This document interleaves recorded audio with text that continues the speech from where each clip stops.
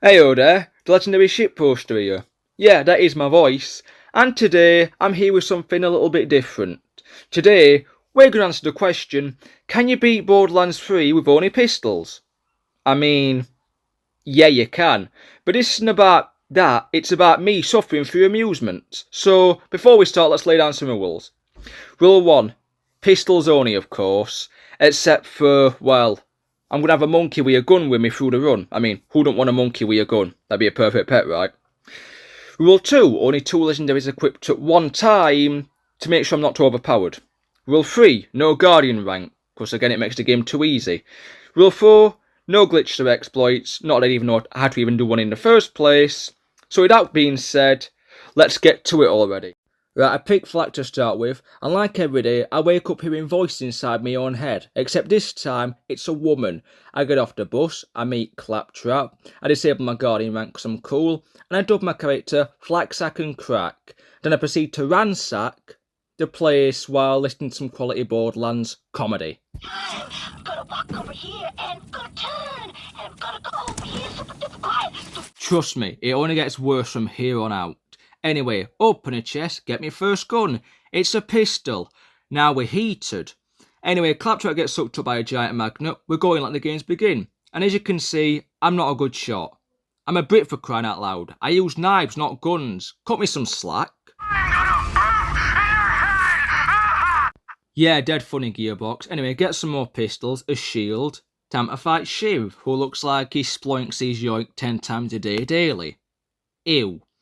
He dies easy because he's the first boss. I get my gun monk in my action skill. Have to rescue Claptrap. Hey look, Lilith was the voice in my head all along. She gives me a grenade mod. Very funny. I make some new friends with the locals along the way. Then, who's on the computer screen? Looks like a raver, and he's talking about 2 twin gods. He's probably high on ketamine anyway, isn't he? Ah yes, Pandora. It's a bit like Texas, what with all the wild animals, it being hot and dry as hell, and there always being nutters with guns trying to kill you for no reason.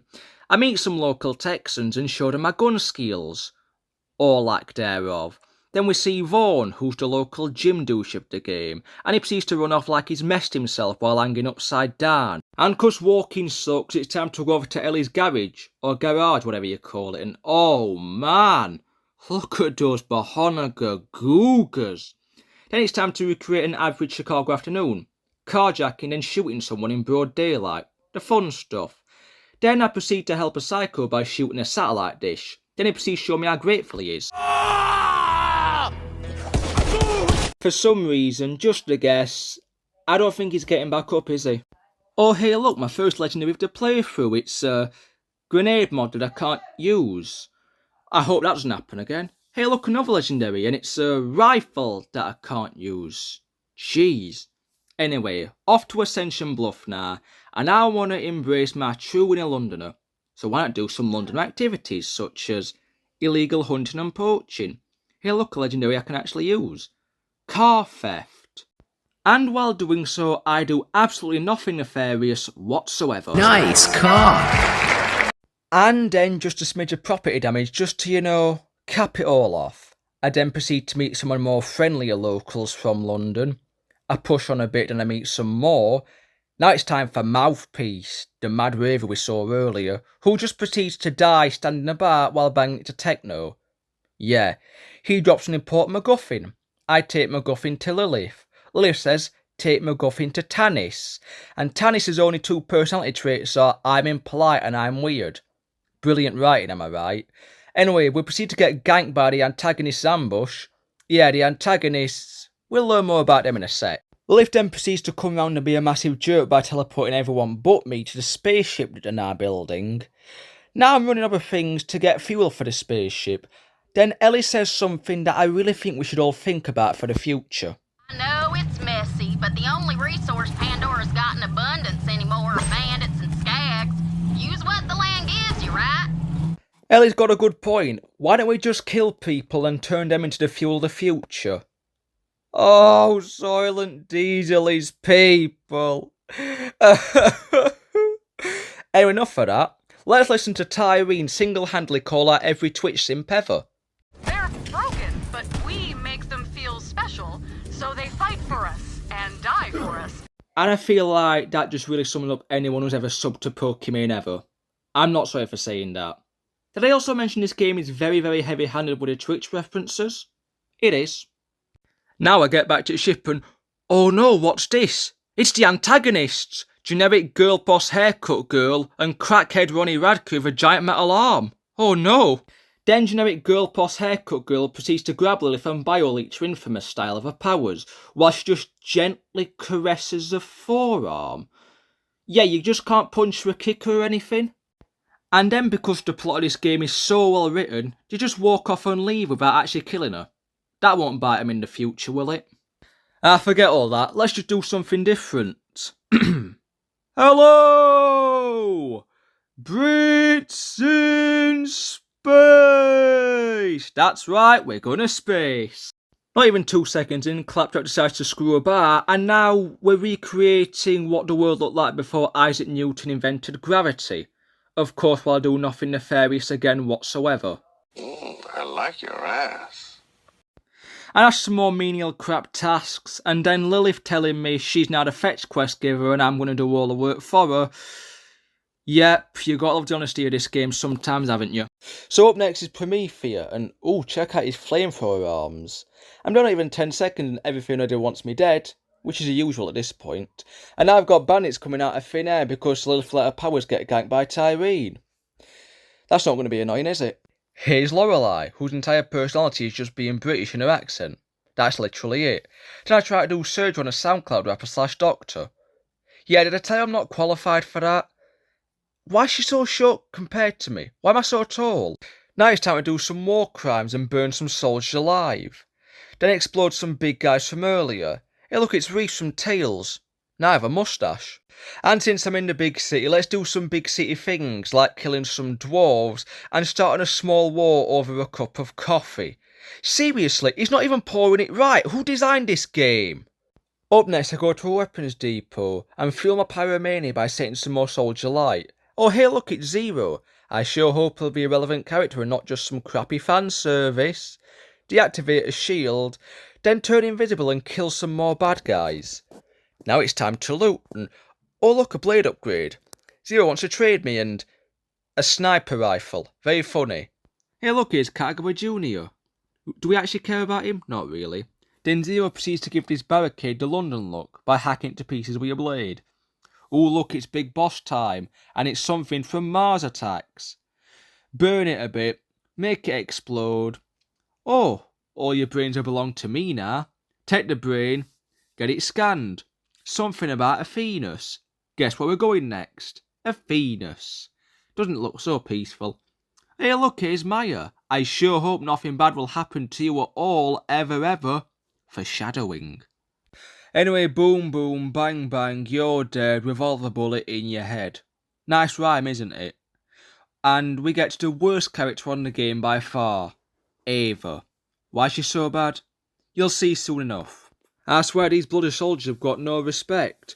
Fighting in a graveyard? Really? Let us rob the place in peace, am I right? Ooh, big scary ratch. Oh, dead scary ratch. Ooh, iridium. Oh, more breaking the Geneva Convention by killing more soldiers. It's high noon with this revolver, I tell you. Now time for this area's boss. Bigger flamethrower guy. Now with ice. I got to admit, I kinda struggled at this point, because he resists fire and all my best weapons are fire. So I had to suffer by dumping a load of revolver rounds into him. But nobody stops me from making my quality content, so I just blow him up anyway. So beautiful. Oh look, another piece of MacGuffin. How lovely. And hey, great, we get to hear some actual story dump. The real reason I took Ava on as an apprentice, she's going to be a siren, someday. And I want to make sure she's ready when that happens. Geez, I sure hope this is actually elaborated on later and isn't just a throwaway line just because. I then get back to Tannis and give her the piece of MacGuffin I just collected. What do you mean, a siren apprentice? I can't explain it right now, Lilith, but she's going to be a siren someday. We'll talk about this later. Again, I really hope something bad doesn't happen so it can't be talked about later. But nothing bad will happen, right? Up next, we got to help Reese with a giant space laser. Oh, he's got us a spaceship to help us go. Oh, here comes a space laser and destroys it. And he's not insured. Oh, well, Skyworld 27's up next as we get there anyway. And, oh, yes! Brits in space. I've done that joke, haven't I? Now I'm at the first section of this mission where it's just stand around and shoot some bad guys in an area. Because trust me, we've got another one soon, and it's just more of the same. They really care about this game, don't they, them developers? Up next, more of the same, except it's with bandits. How are they even breathing? We're fighting in literal space. Seriously. Anyway, screw that. Let's move on to shooting some balls instead like it's CBT. Then chuck Reese in a ball just because why not? Now I've got to go destroy some servers. Probably the same amount of servers that were holding Discord together. Then bring down a force field. Oh great, another shoot the bad guy clear the area section. But it's worth it this time. Because now I get to recreate the scene from Star Wars where they blow up that planet. It's so beautiful. And it's worth it simply because the reaction that Katagawa Jr. has to it.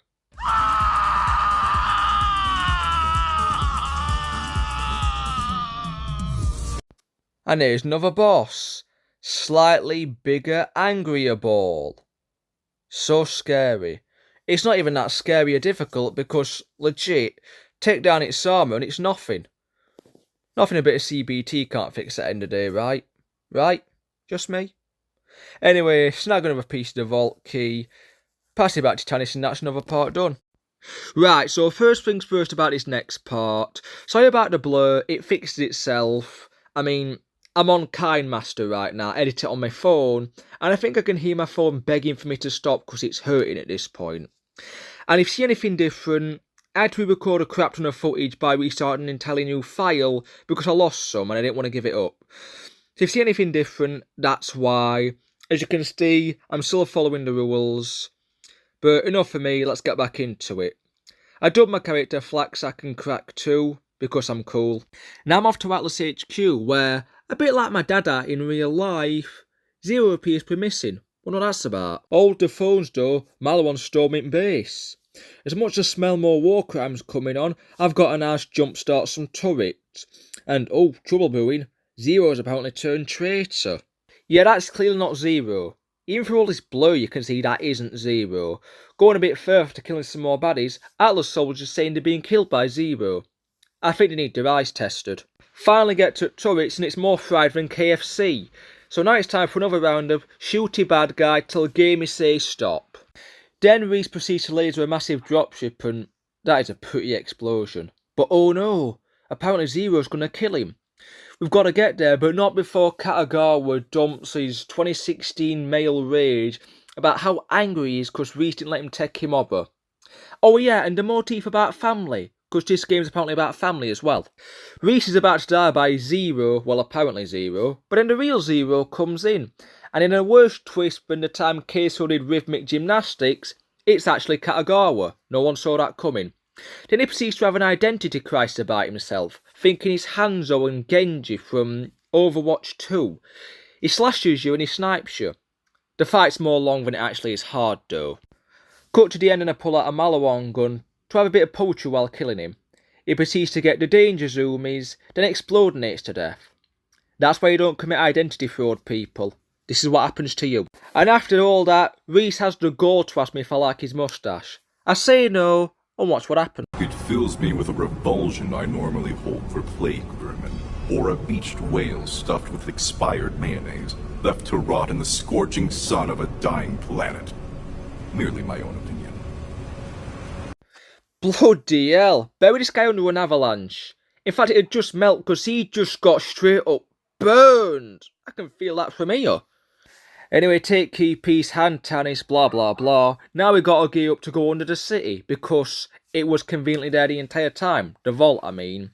And Maya volunteers to go. I don't think anything bad's going to happen, right?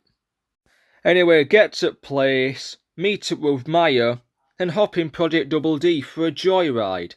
I love me a bit of Double D. Yeah, this guy. What did you think of me, you filthy foot? Now it's time for a nice relaxing drive, complete with murder, arson, missiles and the occasional fireball. I also got my car blown up. But then again, it's more safe for your car than driving on England roads. Up ahead and more shooty bangy bangy of the baddies. Trust me, it's as thrilling as it sounds. Get a bit further in and see a train. When we're supposed to follow it? Oh wait, wrong game. Oh look, we're in the vault and here's the Guardians. They're very powerful and integrated to the law. Well, they would be powerful if they could actually stand up to my pistol shotgun. Pisgun? Shotstall? Yeah, I'll get back to you on the name. Right, vault time. I put in the key and I wake up what's inside. It's furious because I chanced I woke it up from a good dream. It's called the Rampager. Why is it called that? Because it proceeds to get out and go more mental than the time I had half a bottle of apple whiskey in one night. Trust me, that's a true story. But still, he can't stand up to the big iron on my hip, and he just goes down like a wuss. Did I also tell you this game loves immune phasers just to pad fights out? Well, you've seen that in action now, aren't you? After a few more big iron blasts, he goes down. And hey, how's Tanny's talking to my brain like Lilith did earlier? Whatever. Look at this, I've got something that lets me smash crystals. Fun. But it's time for the worst cutscene in the entire game, which is the story equivalent of smacking your head in with a frozen trout. Ava's here and whinging because she never gets to do it because Maya's just trying to keep her safe. Then all of a sudden, oh no, here comes the scary villains. And now because Ava won't shut her yap up, Tyreen proceeds to grab her and chokehold her. Maya proceeds to grab Ronnie Radke, then he proceeds to bioleech her. And she just stands there doing naught as he turns her into a bloody book of all things. Yeah, and oh look, he suddenly has her powers. That's good, isn't it? That surely won't come back to haunt us later. Cut back to Sanctuary, and Ava proceeds to have a massive tantrum to Lilith why everything's her fault and why nothing's her fault, even though she went when she wasn't supposed to and didn't shut the hell up, and let's not forget Maya volunteered in the first place. This storyline's literally more full of holes than a Swiss cheese whorehouse. Oh look, Marcus is stuck on me, how pleasant. Let's cut to the next bit before I commit myself into a mental asylum already. Now I'm at Eden 6. Less Eden-y, but more swampy-y. You know what I mean? First off, you can see that the blur has gone, so that's a good thing. Anyway, time to head off and meet Wainwright Jacobs, but not before hearing one of the best threats I've ever heard in my existence. Turn you into a toaster! After that brief bit of actual comedy from the game, I shoot a few more baddies, make it to Wainwright and... Now he says Amalok, who's actually this guy's BF, has been kidnapped, so now we've got a prison break him out. Ah, prison. My therapist and my teachers said I would be here one day, you know. I wonder why that is. Well, after gunning down some more baddies like it's high noon, I meet up with... Oh, it's Marcus from Gears of War that's actually Brick. Maybe he's just into cosplay or something. And after more boring killy the baddie with Marcus later, I meet up with Tina. Not so tiny, but still of course ADHD incarnate. She then says, we got to make a pizza. That's actually a bomb. And onion on a pizza? That's sacrilege. In this house, we have garlic and meat on pizza. Because it's awesome. Pizza rant aside, it's time to gun down an armoured dwarf. Then essentially help this game's version of Ed Gein. I mean, I know he loves to chew off fingers, but look at that tweedly moustache. He's not a bad guy, is he?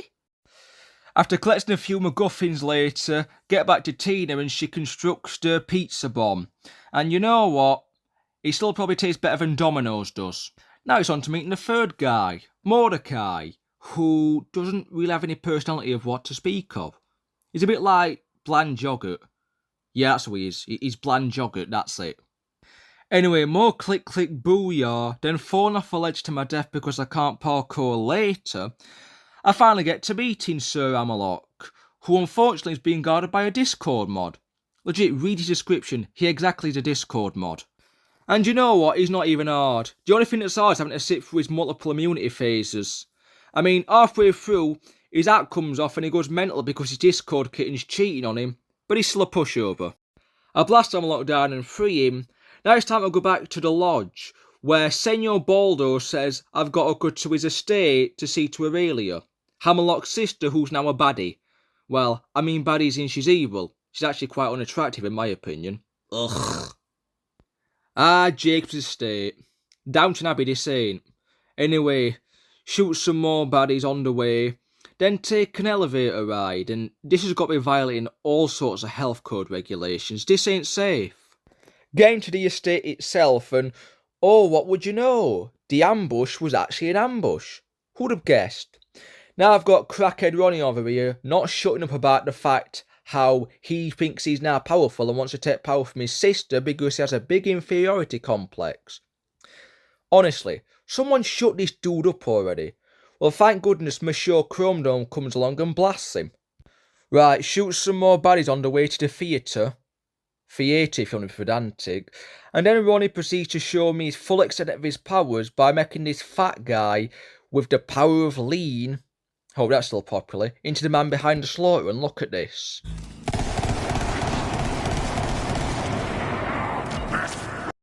I seriously hope Radke's got a better plan, because that guy was a right pushover. Anyway, don't be telling MatPat about this one. About how the secret ending to FNAF is some psycho robot with a gun coming over and blasting the purple guy to death. You'll have a load of videos out about it before you know it. Solve a crappy puzzle, grab the actual record itself, hand it off to Baldy, bish bash bosh. Now it's time for the next part, which is a total filler mission, because this game's got more padding than the cell I'll need when I'm actually done with this video. Meet a lad there called Clay, and wow, that was pretty awesome, I got to admit. It lets me into this town place, shoot a sparse number of bad guys, and because this game's held together by string, cheese and glue, it just decides to stand there like a complete and utter turnip. One reset later, and it's shooty bangy bangy to get guys out of cagey cages. Thrilling in it. Now it's time to blast open a weapons cache, and there's literally nothing good in it. Oh yeah, remember Sploink Yoink from way earlier who I killed? Yeah, well, I managed to kill his big brother so quickly that he's still talking when I've killed him. Kill the heretics in the name of the Calypsos, the great bolt backers! And because the devs are just legit running out of ideas already for some reason, it's time for another prison break. And we seriously can't just jump over that or boost myself up. It's time for the scene route, I guess, by the top of a container, and I gotta admit, I'm sorry if I'm being a bit rushy or like saying things a bit quick. Just how many times can I say, then I shot bad guy and he died, and make it interesting? Not many. Anyway, drop in, shoot some more baddies because, yeah, I've got nothing else to say about that. Another purple guy appears, shoot him in the back and he's nothing. Again, don't tell MatPat to watch this. Then I free this guy who implied he's had this key up his back passage the entire time because that's apparently funny in this game. I go use it and open this thing and, oh, a rifle. What a bloody waste of time that was, right? So back on track and it's sort of a voracious canopy. It's full of wild and dangerous animals, you know, a bit like public schools and... Wait, who's that? Ah, this sucks. Help! Help! Do you hear that? That's Ice Cube. Now that I start to think about it, that's maybe where all the budget on this game went. Anyway, he does me a deal. If I save him, he'll teach me how to crit walk like Dub C. How could I say no to that? But first time to do something very important, and by that I mean recreate the lost ending to Godzilla vs King Kong, where a bloodthirsty robot and a chimp with a revolver comes about and just shoots them both to death. Wonder why they cut that part out. Oh yeah, I'm supposed to be rescuing Ice Cube. So I go off and find him and oh, would you look at that. Oh my god! One toasted T-Rex later and, oh look, Ice Cube's now a plushie. Funny that, innit? Anyway, he knows where the next key piece is. Unfortunately, his psycho AI ex-girlfriend is stopping us. You see, I said all these AI girlfriend apps would be a bad idea, but nobody listened to me. I swear he should have. Oh, cool, exposed wires. I wonder if... Oh, great, I'm dying. Thanks, ADHD. Luckily, a robot came to save me. So let me thank you by whacking your head off and giving your body to Ice Cube. You know as you do. Then we get trapped in a room when we're forced to gun down all of Curious George's extended family. Well, look on the bright side, I've made his Christmas shopping a hell of a lot easier. Then Ice Cube proceeds to get pimp slapped by his bigger brother, Furious George. Ain't that funny? So now I've got to get my new body, so I stick him in a robot's wank piece. And, oh no, it's AI ex-girlfriend time. Luckily, Ice Cube does me a solid and crashes a shield, so now it's time for me to practice my Second Amendment rights that I don't even have because I'm a Brit. Ain't life awesome? So I pick Ice up and the vault key fragment up and uh-oh, the AI ex-girlfriend's taking over the ship. This could be the start of something truly amazing and oh well, they just shoved her in a hard drive and she's done with. That was a big nothing. You know the drill. MacGuffin, Tannis, next mission. Yay. Back off to our Clay, and we gotta go to this base he has, so he gives us this gimmick revolver that we're totally gonna make good use of. Hardy Ambermeyer, load of oil here, don't be telling them Yanks about this place, they'll storm it. And after going through and gunning down some stragglers of George's family, I'm too late, now everyone's dead, but just in time to do another fetch quest. Hooray. But then something happens. I get a mission that basically wants me to commit unalive myself. You see, I've got to say that because YouTube's right sensitive this day and age. And I get a gun. And while I stare at this obvious trap, I think to myself, what kind of man would I be if I sold out my dignity, my pride, my livelihood, just for a cheap little gun? Well, lucky for me, I've none of those, so I do it anyway. I mean, free gun, right? Now give me the bangy bangy. Oh yeah, do a fetch quest. Kill some more buddies. Get the first piece. Try get the second piece and... oh no, he's dead. I mean, despite what happened, I think he had a blast. Too soon? Too soon, okay, sorry. And because getting the third piece literally had nothing interesting happen, just gonna skip it. Get back to scanning these ID thingies that I've been collecting. Oh, a hologram monkey. Please don't tell him about the massacre of his family.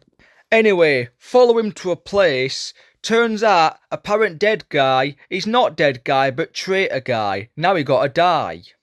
And the fight goes like this. Short guy, big guy, short guy, dead guy. You know, I think he's a bit tired after all that because he looks a bit shattered. Nobody? Nobody? Okay. Anyway, MacGuffin peace Tannis, but something actually happens this time. Tannis just calls out Ava and tells her essentially, shut up, it's not Lilith's fault that Maya's dead. Oh yeah, Ava's actually still relevant to the story. I forgot that, along with the writers apparently.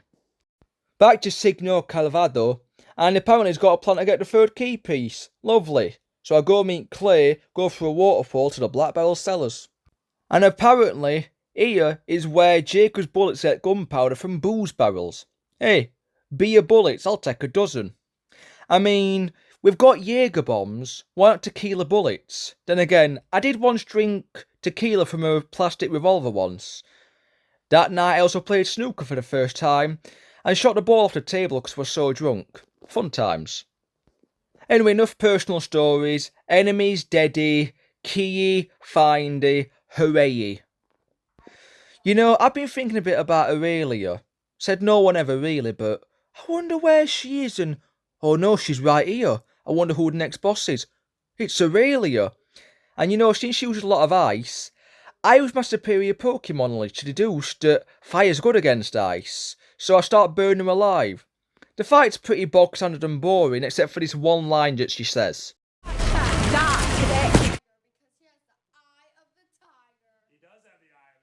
Are you sure about that? Oh no, she's just melted to death. I mean, I know it ain't nice, but I just put her on ice. Check it. When it comes to questing, y'all not be besting. I'm the ruler, ain't nobody cooler. Try to play my game, yeah, you're just a fool, ya. When I said to me, kid, I hope you got guts. Oh yeah, I just totally whacked this dude in the nuts. Rhyming, gun and looting, yeah, you know I'm the lord. And now watch me bust up this punk gravewood. What can I say, man, you're a weak disgrace. 1, 2, 1, 2, me smack your head off your face. Word up! I mean, I could have been a rapper, but forget it, I'm doing this. Oh cool, another vault I can ransack, and now I can equip more things. How nice. When I get out, for some reason, the villains just realised probably should use the power to kidnap anyone from anywhere right now. Consistency, what's that? And for some reason, I think Flack's taking it very badly because he's having a panic attack, the poor thing. Look at him shaking like a leaf. Back to Lilith for the Gamonga Jillionth time, and apparently they're going to kill Tannis because their followers wanted it. Yep, heavy-handed Twitch references again, folks. Oh, we've got to go save her. Figures. Back to Space Texas again, aka Pandora, and it's off to a new place called Devil's Razor. Who's to say if it truly is the Devil's to own? Oh hey, remember Vaughan, that annoying gym dude who runs like he just fudged his drawers? Remember how he was relevant for 2 seconds? Yeah, well he's relevant again for a little bit. And apparently, Carnivore is actually a place. So now it's off to the Splinterlands to go to it. Yes, to Splinterlands. Very splintery and landy. Come on, I'm running out of material here, folks. I take my wheels gun up to the gate, and like every girl in my life, I'm rejected. So to drown my sorrows, I take up a side quest where I literally have to shoot doo-doo. What has my life become where I'm literally just shooting the shit? And great, now I've said that, little Timmy who's watching this video is going to freak out and his mother Karen's going to get me banned. And then after, she's going to go back to her daytime red wine and reality shows. Haha, commentary. Back to the usual scheduled programme of killing bad guys with fire, but this time it's to get a gold car. Then a short dude in a turret appears. Both are extremely flammable. Do I have a problem? I probably have a problem. I jump in my newly acquired golden card and Tanny starts brain talking to me again for some reason. Foreshadowing much maybe. Then I get one of the bestest things on the entire game. It's a gun that does fiery and bangy bangy at the same time. Seriously, what more could I want? I get back to the gate and they like my gold car so they let me in. I mean, I ain't saying they are gold diggers, but they ain't messing with no broke. For legal reasons I cannot finish that sentence. If you know, you know. Ah look, we're at Carnivora. A cannibal festival. Still better than whatever the hell Jamie Oliver cooks. Ugh. I get in, then as is usual, I start setting fire and exploding anything in my sight, but wait a second, who's that? Ezekiel has chosen Fanatics Fight Trap for his run in the Agonizer 9000. You hear that? That's Penn from the duo Penn and Teller. Again, I wonder where all the game's budget went. You know, I've also heard Teller has some good lines in this game as well. If you know the joke, you know the joke. And I gotta admit, sometimes this game is pretty cool. I mean, letting me loose in a room full of short people that I can burn and blow up to my heart's content. What more could I want? For legal reasons, that's a joke. Don't call the cops on me. And, oh look, Carnivore can actually move now. I wonder how much the gas price with that thing are. Chances are not very pretty in this economy. So then I start chasing down in my big gun wheel, and I have literally no words for what happens next. You've just got to see it for yourself.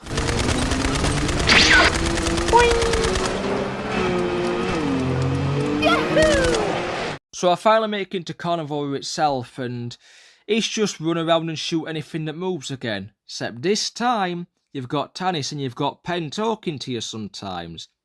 It's as thrilling as it sounds. Let's just skip to boss fight already. And there they are, the men of the hour, Pain and Terror, and the Agonized 9000.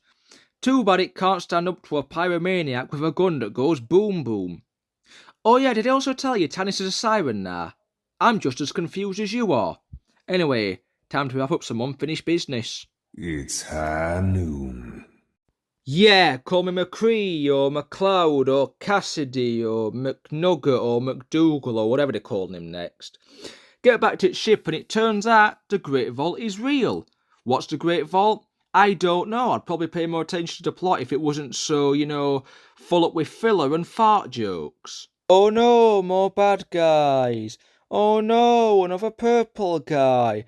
Oh no, he's dead and... Quality control, people. What's that?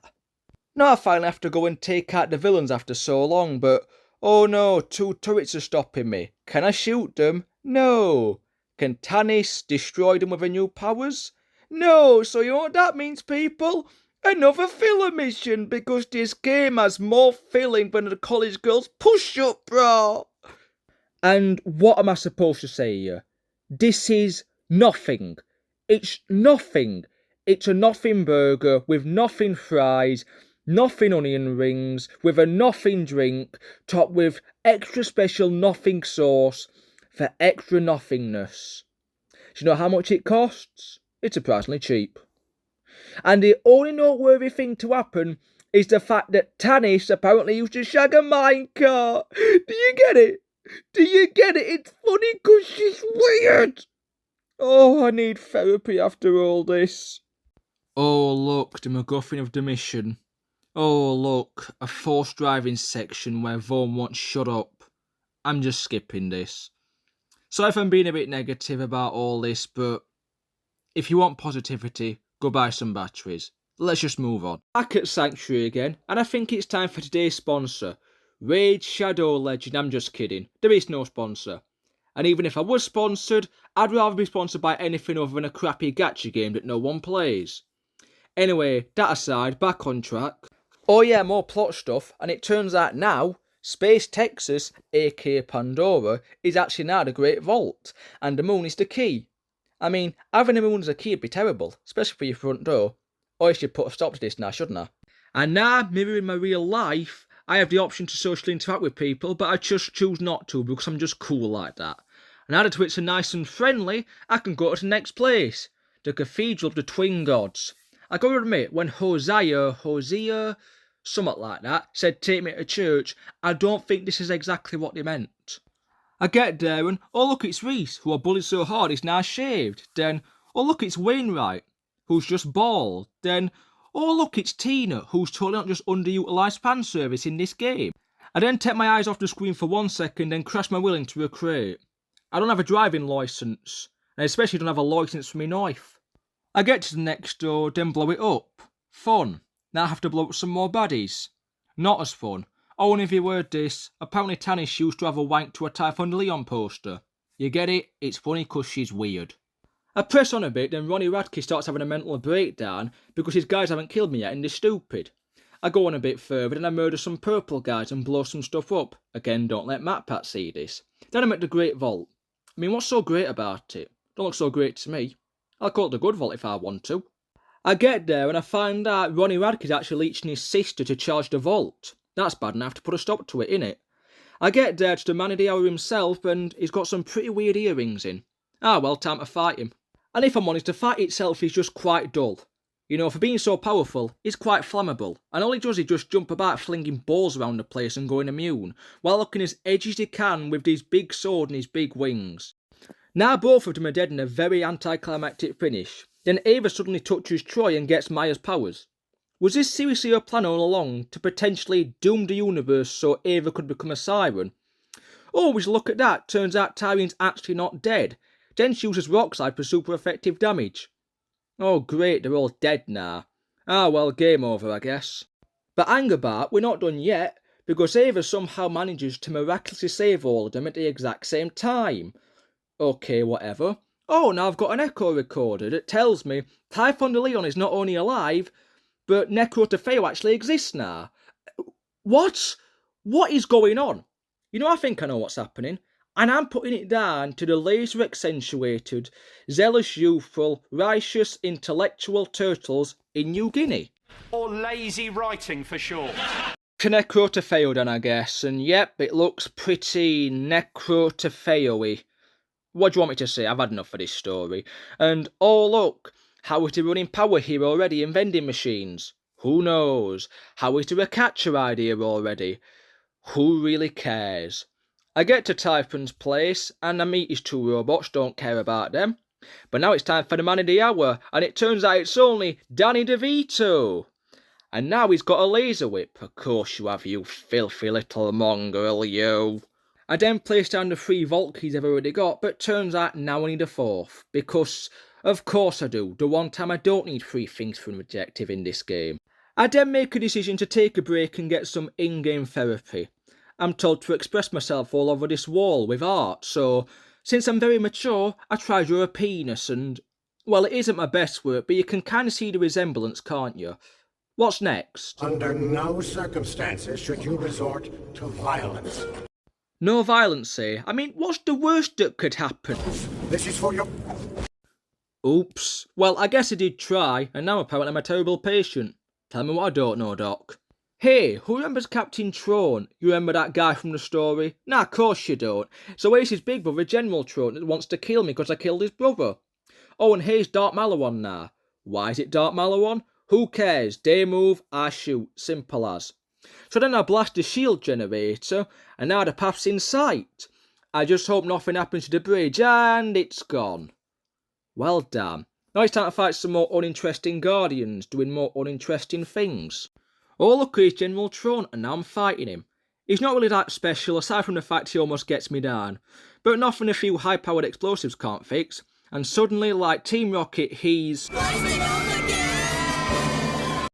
Tizendia Ruins. I swear these names are getting more drug trippy as I go on.